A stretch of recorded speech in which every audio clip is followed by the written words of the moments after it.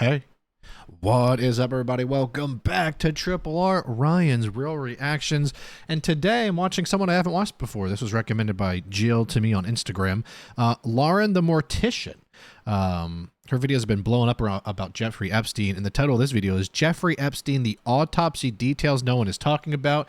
You know that I am fully bought into the whole Epstein is alive and they faked his death conspiracy, and I am just trying to rack my brain around all of these details that keep coming out. So let's dive in together. Also, thank you to the people that came and subscribed from the recent video I made about Bailey. A lot of you guys left some amazing comments. Thank you so much. We have 1,000 comments on that video, 2,500 likes. Thank you so much. And once again, shout out to Bailey for opening up that conversation for myself and my community as well, which I think is important. So if you haven't checked that one out, it's my last video. Very important if you just kind of want to know what makes me tick and how I feel about things in our life and our world right now. But that's not today's video. Today is all about Lauren the Mortician. Here we go. Okay, so we talked about Jeffrey Epstein not that long ago, and at the end of that video, I told you guys, if there's something I haven't seen yet, send it to me. There's new material. Also, very quickly, want to say, awesome background from Lauren. Just a really good background. I love a good background. You guys always say, oh, I love all the things you have in the background. It's important to have things.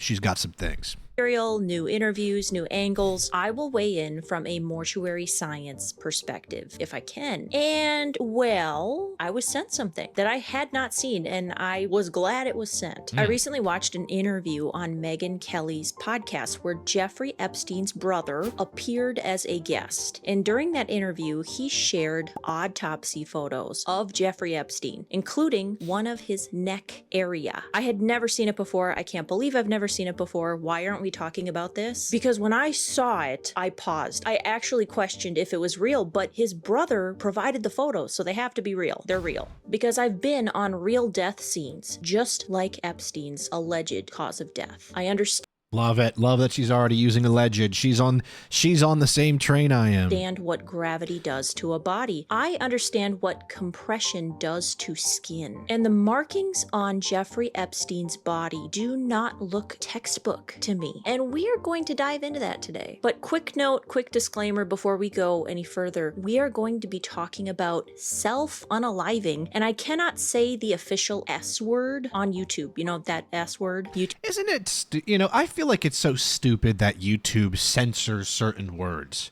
Guess what, YouTube? The S word that we can't say, it's real. It happens. There's no need to censor these things. It's like, it just, to me, is so stupid that YouTube won't provide advertising for a video that has certain words like that in it. Well, guess what? That's real life. Okay? This isn't some BS game. And it drives me nuts that as creators, we have to dance around these certain words. It's just ridiculous. It's just ridiculous. It drives me crazy. YouTube doesn't like it. They don't want me to say it. They would rather have me say unalive. So if I use some clever language, just know, you know. You know what I mean? I know what I mean. We're good, right? But YouTube is so worried about promoting shorts and a bunch of slop right now versus promoting actual content that really matters. I watched a video where no videos about the Epstein files have hit trending, even though they get a lot of views. YouTube doesn't trend them. But then it's like, oh, but then you're trending these horrific AI slop videos to children that are just like nuking the brain of the youth. And those are getting 250 million views. Yeah, let's promote that. But the stuff that's genuinely important, let's not promote that to the mature audience, right?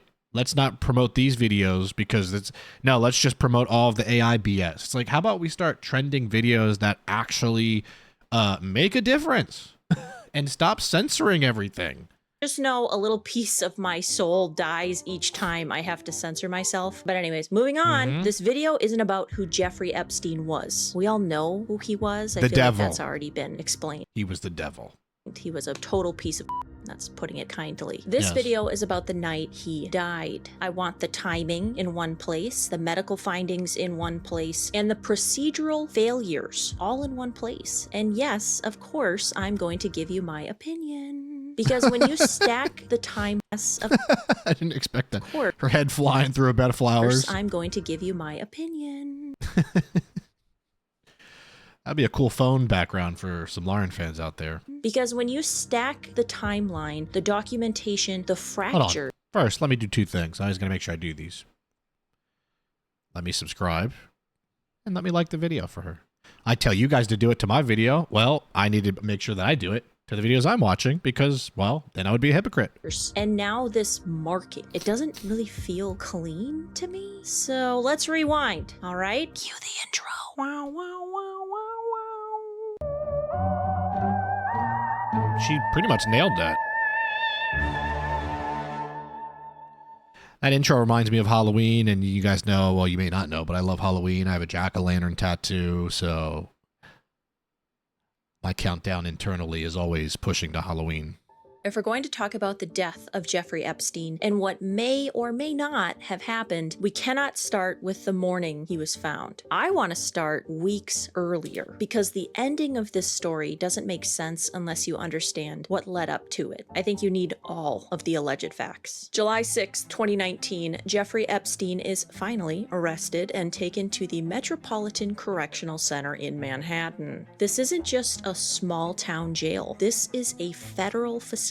And at this moment in time, he is one of the most high-profile inmates in the country. Every guard knows his name. Every inmate knows his charges. Every news outlet is watching. 2 weeks later, July 23rd, he's found on the floor of his cell with a strip of bedsheet around his neck.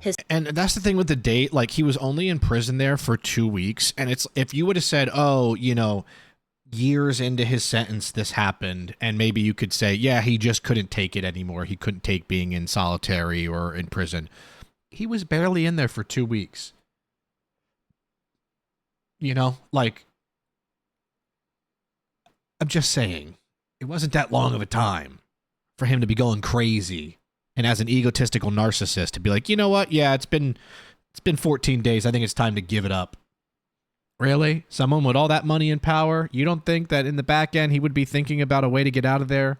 Or he wouldn't think that he has some people in his back pocket that could find a way to get his sentence reduced? Do you really think he would just end it?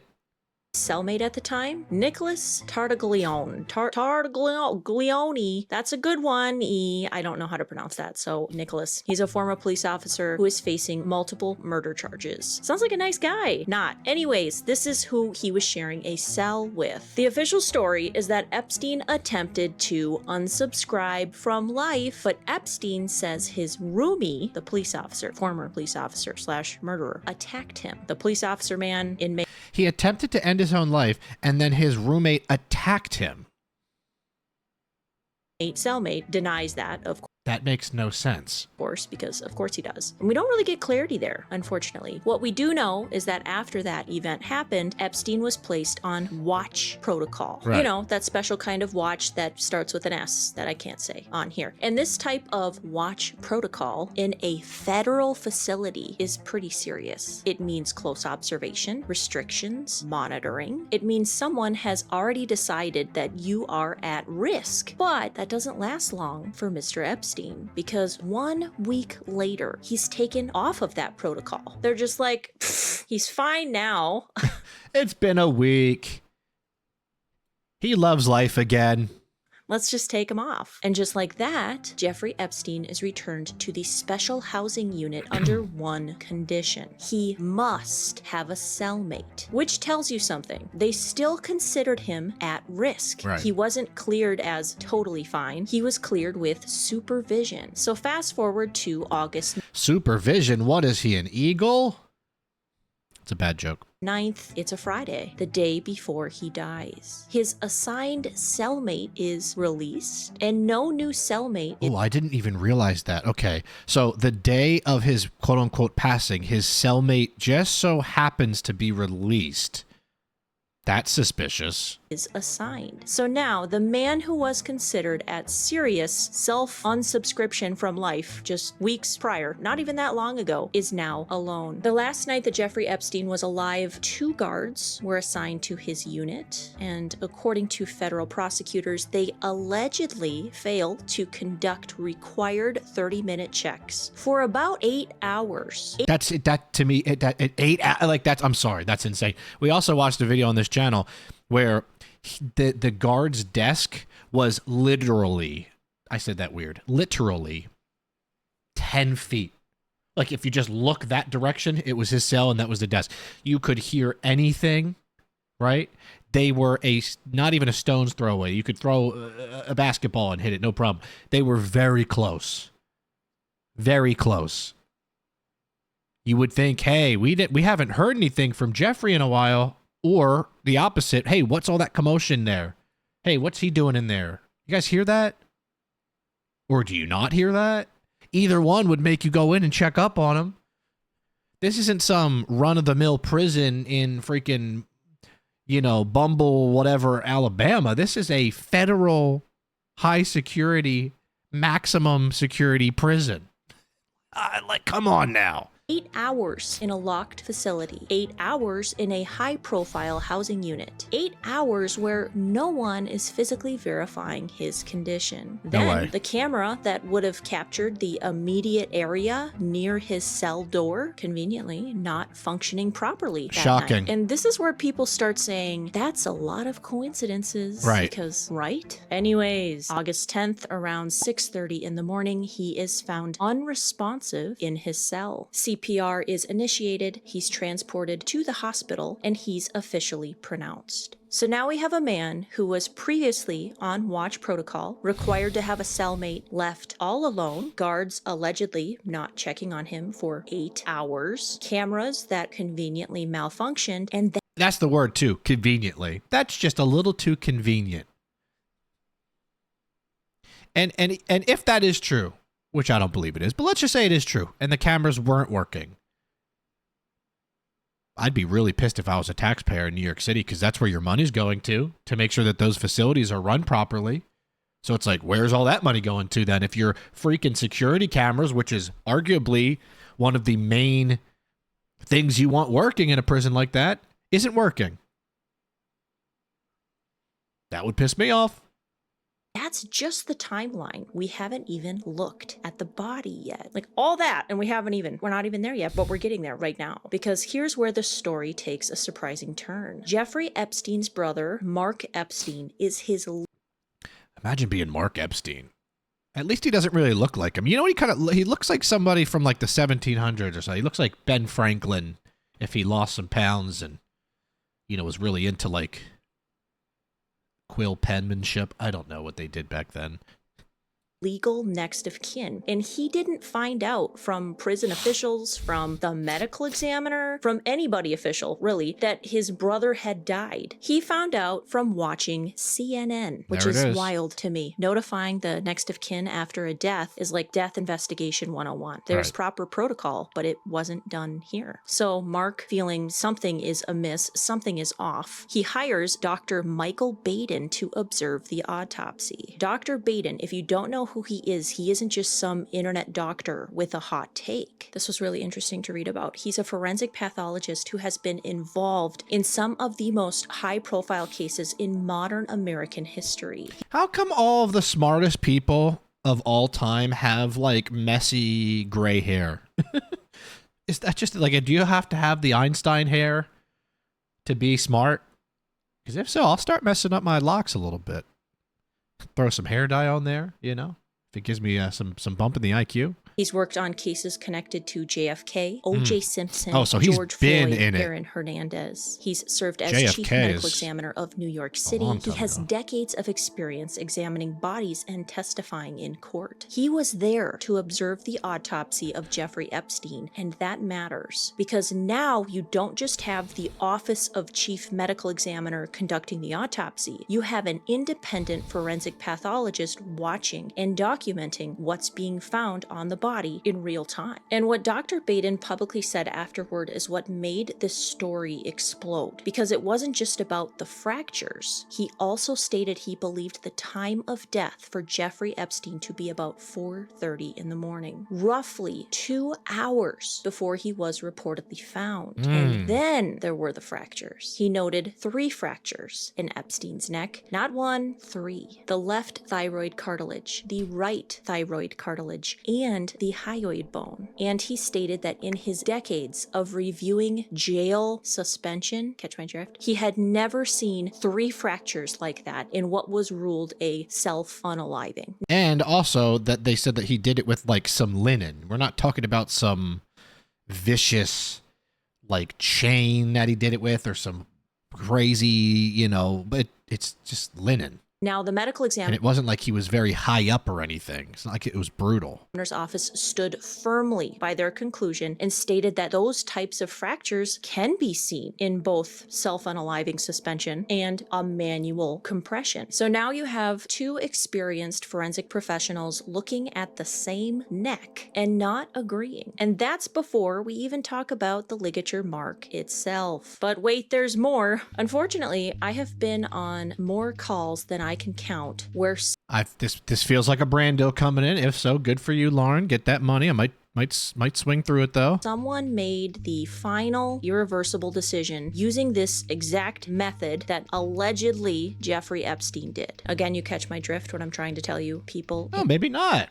Usually when like music pops up, it's like, oh. In basements, closets, garages, outdoors, different temperatures, different materials. I have seen it over and over and over again. In fact, I had no idea how many people chose this method of goodbye until I worked corner calls. And there is one thing that is incredibly common in suspension cases like this. People almost always leave themselves a way to adjust the pressure. They kneel on their knees, they lean forward, they shift their weight into it. And that lean of the person is everything. You have to picture the gravity of the situation, literally, okay? When someone leans forward into that position, gravity pulls downward on the body and then upward on the material. You following me? The mark or the wound, right? It doesn't just sit straight across the middle of the neck. It tracks upward, it climbs, and it moves towards the point of suspension. Often you'll see it like angling up behind the ear, up toward the jawline, because the body is pulling against it. That upward movement is extremely common. That is what I've seen. That's what we see. I almost wish I could take my hands and like, I don't even know. Like, you would see it. When I look at that image that Jeffrey Epstein's brother provided in that interview, what stands out to me is that the marking appears more mid-neck and pretty much horizontal, right? It doesn't present with that strong upward tracking that I am used to seeing in cases where someone has leaned forward into a suspension point. There even appears to be what looks like a secondary pattern behind it. I mean, correct me if I'm wrong, but I think it looks that way. Almost like a layered compression. Now, could there be explanations for that? Sure. Bodies are complex and different materials behave differently. But based on my experience, if someone were positioned the way his brother described, because in the interview, he describes how Jeffrey Epstein's body was found. And just in case you missed that, I want to reiterate it really quickly. Jeffrey Epstein's buttocks was suspended from Buttocks is such a funny word, I'm sorry. from the ground when the guards walked in that morning. His feet were out in front of him and he had to be cut down. Again, I would expect to see more upward angulation from the photos, and I just don't see that here. And that's the part that makes me pause the most, because the body doesn't lie. People do. So now we need to talk about Ooh, that's a bar right there. That is a bar. The body doesn't lie, people do. And boy, do people lie. You know who lies a lot? Everyone in the Epstein files. about the CPR, circling back, because this part bothers me too. So is this more, so I mean, I wonder if Lauren thinks that like, okay, she doesn't believe that he self-ended, but that someone murdered him. So a whole nother conspiracy, you know, there's obviously the conspiracy of like, maybe he's still alive, which is the one that like I kind of buy into a little bit. But yeah, Someone has This is a very good video. This is already teaching me a lot. Like, you know, it's very in depth already. I appreciate the way that she's breaking this down for people like me who aren't super. I'm not like super keen on medical stuff and terms and things, you know. So this is good for someone like me to learn. been without circulation for hours. And again, Dr. Baden is suggesting a possible earlier time of death. The body does not feel freshly collapsed. It cools. The skin changes. Blood starts settling. The body starts doing what bodies do when they've been gone for a bit. And bodies also, after they've been there for a while, or I know that I've learned this before in certain videos, are very dehydrated. You know, they're very dry. And yeah. And I'm sorry, but if you've ever been around a person who has clearly been deceased for a while, you know. You just know. You look at them and you know. So when I see photos of active compressions being performed on Jeffrey Epstein's body, and then it was photographed, like documented in the back of the ambulance. That's very suspicious. It's almost too perfect. See, guys? We were trying to keep him alive, but we couldn't. See? See the pictures that we took? We tried.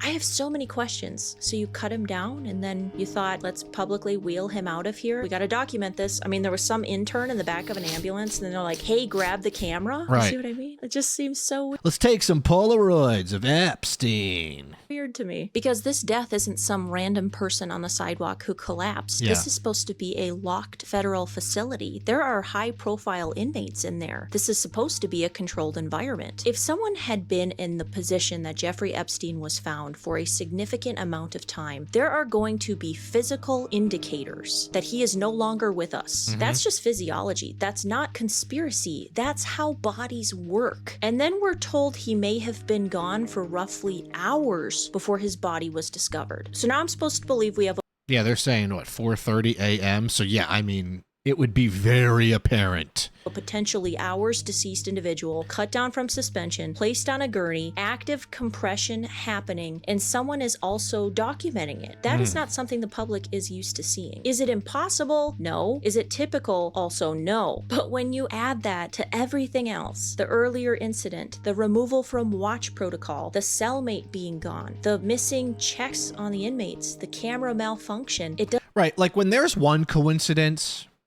then you can say, this is a fun little conspiracy. But, you know, when there's 2, 3, 4, 5, 6, like when you get to that point, it's like, okay, how many coincidences need to happen to where it's no longer a coincidence, right? I think you get to that point here where it's like there's way too many things that just don't add up. And you can't just say it's a coincidence anymore. You know, I'm sorry. Doesn't calm the narrative, it makes it louder. I'm not saying I know exactly what happened in that cell, but I am saying that when I look at the totality of this medically, mechanically, procedurally, is that a word? Anyways, Procedurally. I think it's a word, Lauren. I think you nailed it. Let me know, is that a word? You guys are smarter than me. Thank you. it does not feel clean. And then on top of everything, you're going to tell the public that a high-profile federal inmate died alone in his cell and there's no camera footage? Not We're good. talking about a federal facility, not a motel, not a storage unit, a locked, monitored housing unit. Right. And yet the camera that would have captured direct activity directly outside of his cell, the one that would have shown who came and who went, who approached the door and who didn't, it wasn't functioning properly that I wonder, did anyone ever just look into that? Like, doesn't there have to be some sort of investigation into that? Or they're just like, oh yeah, no, sorry, it wasn't working. And someone was like, okay, sounds good. It's like, because look at the Nancy Guthrie thing. Like, oh, her Nest camera wasn't recording because she didn't pay the subscription. Well, guess what? They found that footage and it was recording. Even though it was quote unquote not working or malfunction or whatever. So it's like, there's no way to get that footage?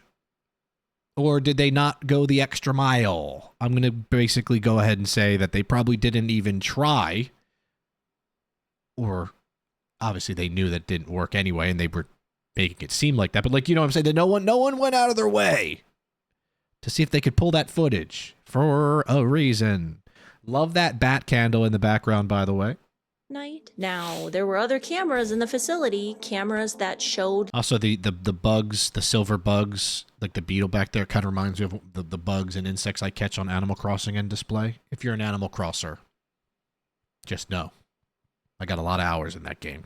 the guard station cameras that showed other angles, but the specific camera angle that would have given the clearest view of that tier, corrupted, gone, unavailable. And I need you to understand why that fuels speculation. Because if everything is exactly as it's always been presented, if this was just a straightforward case of a man unsubscribing in custody, then video would quiet the noise. Right. Video would answer questions. Video would end most of the debate. But instead, we're told that the footage that would have mattered the most isn't usable. Is that impossible? No. Cameras malfunction, technology fails, but in a case already layered with missing everything, it just doesn't help anything. Also, yes, cameras malfunction, but they should never fail and malfunction in a maximum security prison. That should be an on-guard response, ready, checking, making sure all the time. All the time. Like, that should be one of the main jobs someone has. Hey, do all the cameras work? Yes. Good. That's textbook.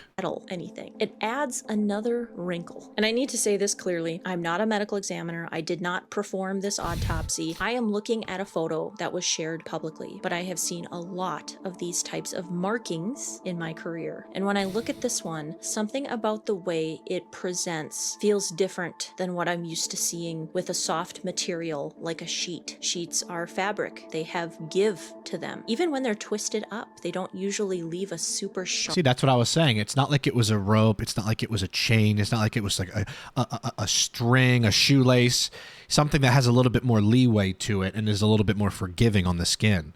Almost layered looking compression, unless something very specific is happening. And what catches my eye in this image is that it looks pronounced, almost patterned. There's that main band across the front and the middle, and then what almost looks like a secondary area or line behind it. Now, could that be from repositioning? Could that be from how high it was tied? I mean, again, bodies are complicated, but when I hear bed sheet and then I look at that marking, my brain doesn't immediately go, yep, that tracks. It just makes me look a little harder. I don't believe it. Before I wrap this up, I do want to say something that I've been thinking about. Mark Epstein is his legal next of kin, and Mark Epstein knows where his brother is buried. It's kind of secretive. There's no public record of cremation, which means technically, if he wanted to, Mark Epstein could request an additional autopsy. He could have another full forensic examination done. He could even have Dr. Baden oversee it again. That option exists. So I do find myself wondering, why hasn't that happened? Now, I'm not saying that means I think I know why. something sinister. Because Jeffrey is on some fucking secluded island somewhere drinking mimosas. That's why. Exhumations are expensive and they're emotional. They reopen wounds. There are very real reasons someone might not want to go through that, and I understand that. But when you publicly question the findings and you have the legal ability to pursue another examination, it's a fair thing for people to ask about. Nobody's asking it, so I guess I will. And I think this is where the bigger conversation comes in. I keep seeing talks of people saying, why are Americans still obsessed with this case? Why does this keep coming up? Because this Jeffrey Epstein case hits differently. This wasn't just a random criminal. This was someone connected to powerful, wealthy, well-known people. The people that run the entire world. That's why it's so scary and insane. The people that continue today to run the entire world. And more stuff comes out every week or two. And I just feel, don't you guys feel crazy when it comes out and then nothing happens? And it's just like, I truly believe they could come out with the most vile reports that we've ever seen. And people would go, oh my God, that's so messed up. I mean, whatever. You know, it's like, no. It shouldn't be whatever. It shouldn't just roll off the back of your head. It should affect you because it is so mortifying that all of this is being swept under the rug and blame passed to blame passed to blame passed to this billionaire to this billionaire and then this, and I didn't do that and you can't do that and redacted this and redacted that. And there's too much protection going on still. There's too much protection. Our own FBI is protecting some of these people. I think some people really believe that this stuff isn't real because it's too crazy to be real, and that we watch so many movies and TV shows and that it all blends together. But I can assure you that this is real, and this stuff has happened and is still happening. People are just more protective of it now.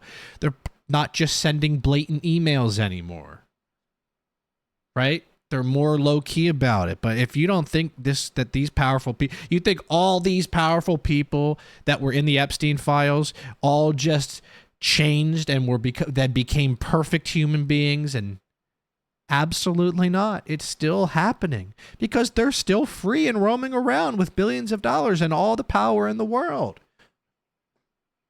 That's why it's so frustrating. Sorry for the mini rant, but names we recognize, institutions we were taught to trust. And when someone like that dies in federal custody under layers and layers of weird circumstances, people don't just move on. For a lot of Americans, this felt like one of the first moments where they looked at the system and thought, wait, is everything as solid as we think it is? Yep. And whether you believe the official ruling or if you question it, the reason this case won't go away is because it feels unresolved. Coincidence after coincidence after coincidence. At some point, people stop calling it coincidence or random, and they just start calling it strange, because it exactly what I was saying. Lauren, you're smart. You're smarter than me. Let me just get that straight.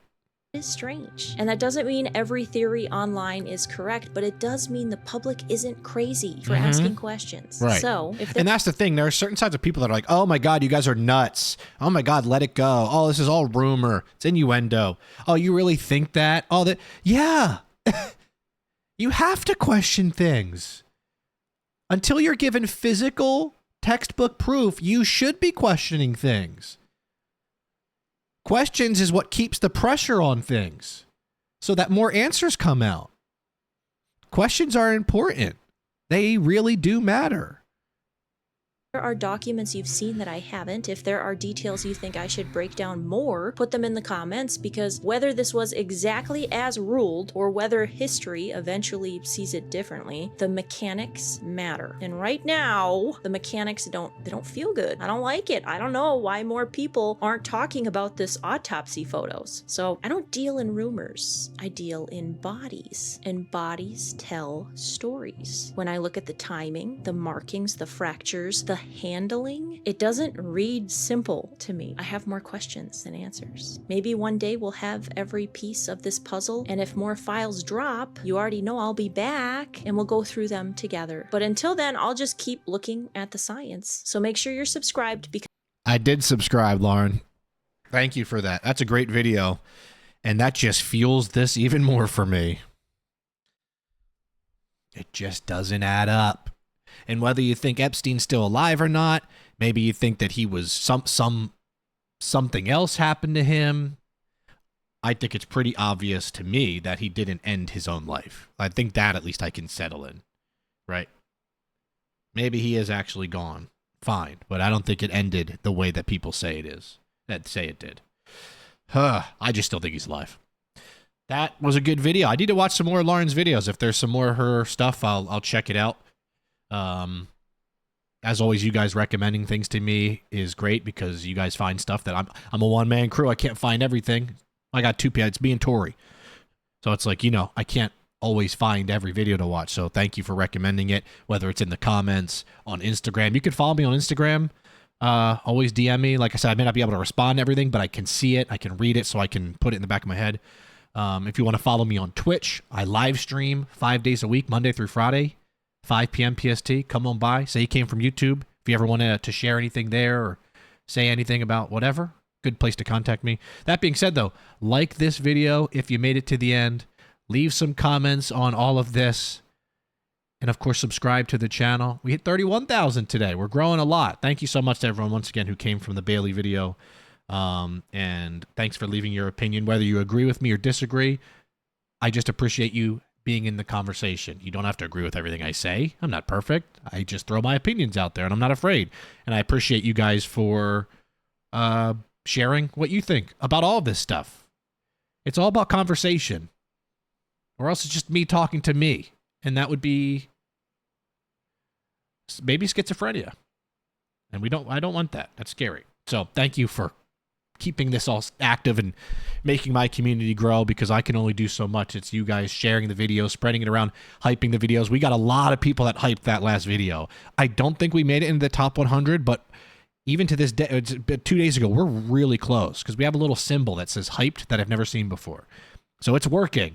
This is all working. The word is spreading about the Triple Army. We're growing as a community.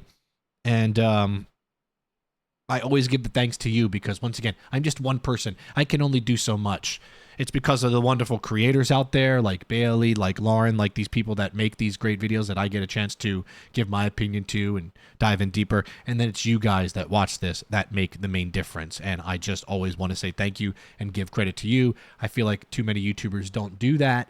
And you deserve the glory because without you, there is no me. And that's the truth. So that is it for me here. Shout out to the Triple Army for always reporting for duty. Get your merch down below if you want to support me. You'll see the merch link and table down there if you want to get something, pick something up. And, well, as always, please don't bother me while I'm watching true crime. Peace out.